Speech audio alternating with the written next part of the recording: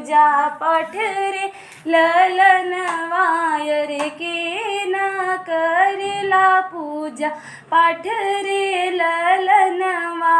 पापा जी के घर माहू शिव जी के मंदिर, पापा जी के घर हो शिव जी के मंदिर।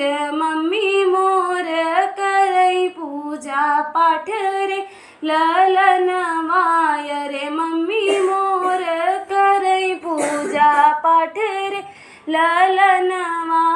चाचा जी के घर हो शिव जी के मंदिर, चाचा जी के घर हो शिव जी के मंदिर।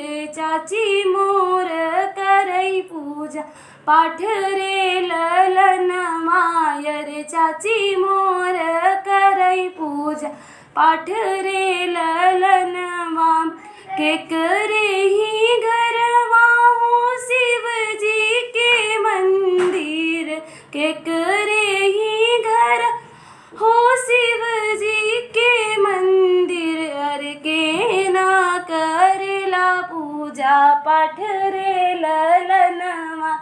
भैया जी के घरवा हो शिव जी के मंदिर, भैया जी के घरवा हो शिव जी के मंदिर।